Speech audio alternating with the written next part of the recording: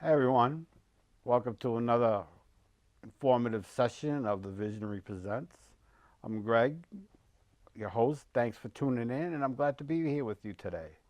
I'd like to start off by thanking those that have been giving me the constructive criticism I need to make my show a little bit better. Since this is really all new to me, I'm not always sure what to do. And I'm always looking for recommendations to make improvements. So if you have anything, you can always email me, and you'll get the email at the end of the show. So now, let's take a look at what today's topic is. Oh, as you can see, today's topic we're going to be talking about post-traumatic growth and making friends with stress and how that all works together. But first, I want to give you a little intro on how and why I chose this topic today. Back in the early 90s, I had an accident where I ended up with a traumatic brain injury that I went through a lot of serious issues like that with that for many years, and things happened to me over the course of time. I thought maybe that was just my brain was healing and I was getting better, and but I really wasn't sure, and I figured that was just the case until I came across this topic about post-traumatic growth. And recently, I've just had a medical diagnosis that nobody really wants to have. So it's the kind of thing that has you looking at your mortality in a whole different way. It's not like, I'm good, I'm healthy, I eat well, I take care of myself, and I'll probably live till as long as my genetics allow me to. But unfortunately, that doesn't seem to be the case now. So I was kind of thinking about how about my emotional health, and I do how I ended up doing my show here on Cat TV. I do a mental health and substance use education over in CRT, which is part of UCS, and so when I was looking about the emotional health thing for myself and for the people that come to my group, I came across this thing about post-traumatic growth and about making friends with your stress. It's really interesting. And I think for some of you out there that are in kind of the same position or that have trauma in your past and have PTSD or however that plays out in your life, I think you'll find this really interesting. So let's get on with it. So post-traumatic growth refers to the positive mental shift experienced as a result of adversity. Now, we hear a lot about the devastating effects of PTSD. Let me put my specs on here. About PTSD, or post-traumatic stress disorder. If you see my PTSD show or if you experience problems with PTSD, you understand. But an interesting phenomenon that can happen to someone who experiences trauma is what's called post-traumatic growth. And as post-traumatic growth about the positive mental shifts that happen, it also refers to the life-changing psychological shifts in thinking and relating to the world that can contribute to personal process of change and that is deeply meaningful for people. And that's what happened to me. And I didn't really realize it, and it's happened to a lot of other people that I know that are in kind of the same position that I'm in. So, for example, and I don't think that, right now it might be a little bit hard to understand, but individuals that have experienced trauma have been shown to exhibit a greater level of optimism. They have more of a positive affect where you look happier and that kind of thing. And a satisfaction with social support, as well as an increased number of the social support resources that they use. Excuse me. Now, keep that in mind because the social support is really important when we talk about the stress aspect. Well, post-traumatic growth does not say that trauma is not destructive or challenging, nor does it imply that the victims should be able to just bounce back to their normal life after adversity. Rather, the post-traumatic growth evidence shows that over time, people can reap the benefits of their challenges. So, experience a traumatic event can have a transformation role in personality among certain individuals and facilitate growth. But the research proves that the growth experienced in the aftermath of trauma far outnumber the reports of psychiatric disorders that linger on. And experience a traumatic life event does not always lead to post-traumatic growth. And not everyone who experiences a traumatic event will directly develop this post-traumatic growth. Rather, it's an individual's response to the traumatic event that is significant in determining the outcome of the trauma.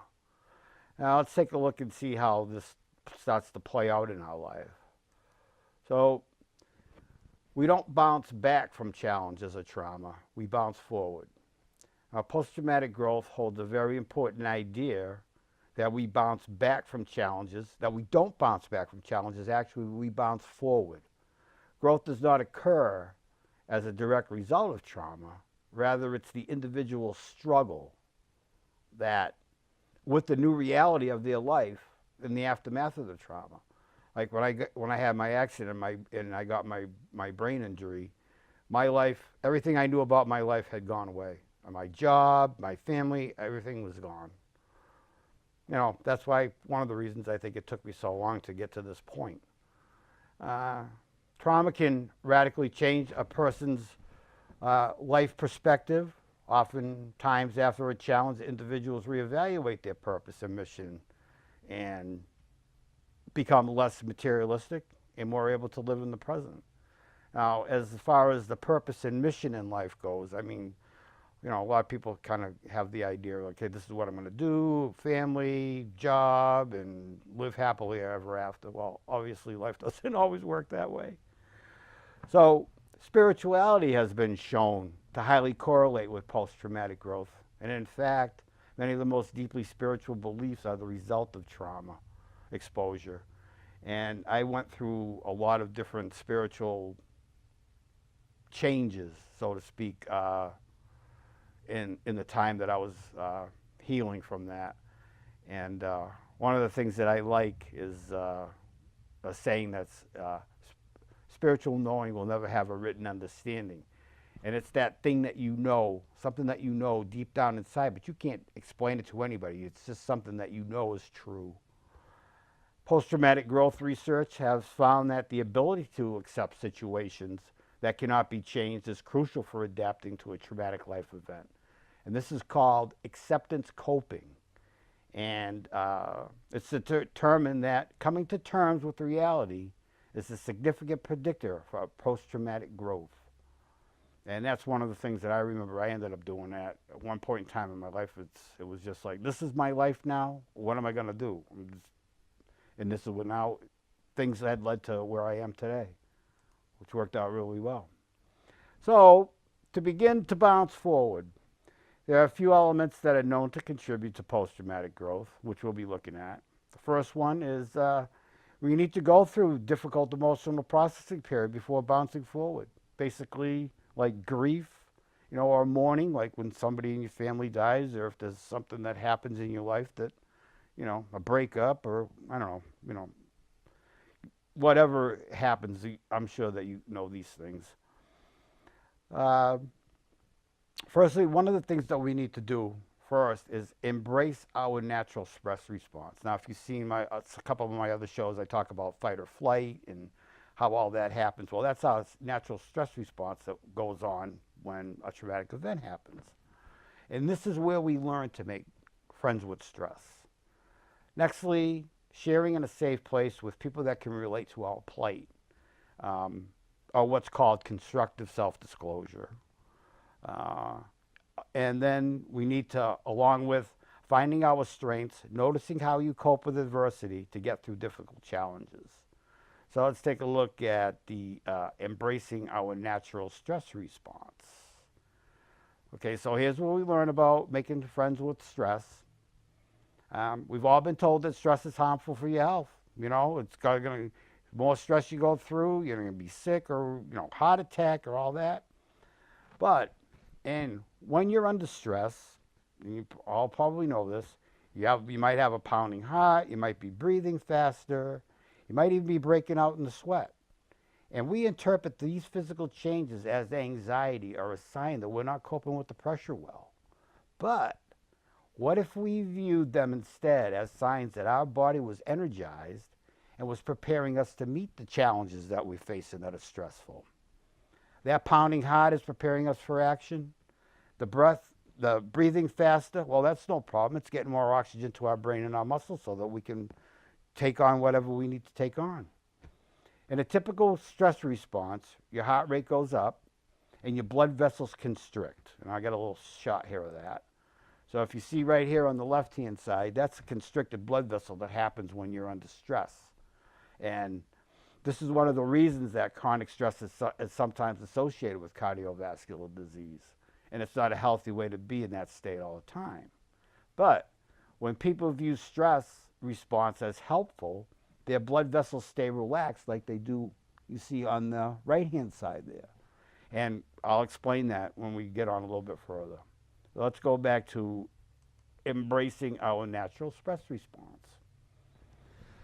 Over a lifetime of stressful experiences, this one biological change of looking at stress as being a friend could be the difference between a stress-related heart attack at 50 or live until your 90s or even further. And this is really what the science of stress reveals. That's how you think about stress that matters. Now, they've done research and they've followed a bunch of people, like 100, I don't remember the exact number, it was like 200,000 people for about 8 years, and they tracked their deaths. And about 182,000 Americans died prematurely, but not from stress, but from the belief that stress was even bad for you. Now, next we're going to talk about sharing in a safe place. So researchers have found that we need to share and talk about adversity to process it fully. This is called, like I said, constructive self-disclosure. Bottling up trauma often leads to worsening of the symptoms, so we need to find a safe place to share our story and effects of our adversity. So, a group is good if you go, with a peer group or somebody or other people that, are in the same boat as you. And this is basically bottling up the trauma to worsening the symptoms, is just like we talked about in the communication. When you don't have good communication with your partner, there's always some kind of a conflict that goes on because everybody's holding everything in. Now let's talk about finding your strengths. So we're going to look at finding how your personal strengths got you through this trauma and how did you handle it well. Well, the things that I learned for coping after my brain injury are kind of helping me out to this day with my new diagnosis, which is, we'll see how that works out. So your number one personal strength is that nothing can stop you. You're watching this video with me right now, and you're surviving, you're moving on, you're moving towards recovery. You're not bouncing back, you're bouncing forward. Hopefully the next time your heart is pounding from stress, you're going to remember this talk and you're going to think to yourself, this is my body helping me rise to this challenge. And when you view stress in this way, your body believes you and the stress response becomes healthier. Just like we talked about with the blood vessel constriction under stress. Now, we're going to go back here, and this is just going to jump back here a little bit and I'm going to bring it all together. So to understand the side of stress, we need to talk about the hormone oxytocin. Now, probably everybody knows, have heard of oxytocin. They call it the cuddle hormone. It's released when we hug someone or, when you're intimate with your partner or whatever, you get all jazzed up, that thing. So here's what people don't understand about oxytocin, that it's a stress hormone. And oxytocin is also a neurohormone. It fine-tunes your brain, your brain's social instincts. It's as much part of your stress response as the adrenaline that makes your heart pound. It enhances your empathy. It makes you more willing to help and support the people you care about. And when oxytocin is released in the stress response, it's motivating you to seek support. Now, remember I told you about the support part. Your biological stress response is nudging you to tell someone how you feel instead of bottling it up, as I mentioned before. Your stress response wants you to make sure you notice when someone else in your life is struggling so that you can see that how to support each other. When life is difficult, your stress response wants you to be surrounded by people who care about you. So how is knowing this side of stress going to make you any healthier? Well, oxytocin doesn't only act on your brain, it also acts on your body, and it's one of its main roles is to protect your cardiovascular system from the effects of stress. It's a natural inflammatory, and it also helps your blood vessels stay relaxed during stress, as I mentioned before. But the best effect on the body is actually on the heart. Your heart has receptors for this hormone, and oxytocin helps heart cells regenerate and heal from any stress-induced damage. The stress hormone strengthens your heart. And the coolest thing about all these physical benefits of oxytocin, excuse me, they're enhanced by social contact and social support. So when you reach out to others under stress, either to seek support or to help someone else, you release more of this hormone. Your stress response becomes healthier, and you actually recover faster from stress on that belief that stress is your friend and it's helping you with that challenge. It's really amazing that your stress response has a built-in mechanism for stress resilience, and the mechanism is human connection. So please remember that when you choose to view your stress response as helpful, you create the biology of courage. And when you choose to connect with others under stress, you create resilience. So next time you find yourself stressed out, please try to remember to make stress your friend and bounce forward from adversity as quickly as you can.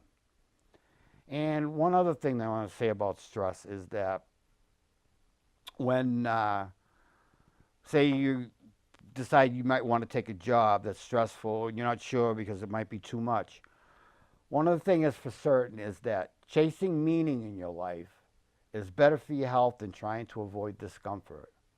So you can say that really the best way to make a decision is go after what creates meaning in your life, and then trust yourself to handle the stress that follows. Well, folks, that's it for today's installment of the Visionry Presents. Thanks for tuning in, and I hope you're able to learn something today to help yourself or another along the path to a more enjoyable and fulfilling life. Hope to see you for another informative installment of the Visionary Presents.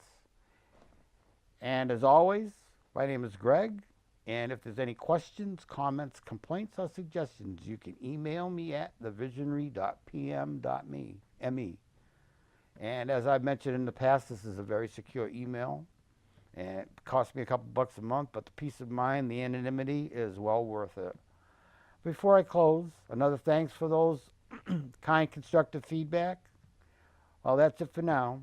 And don't forget, you can always check me out on Cat TV site, or you can also look for me on YouTube.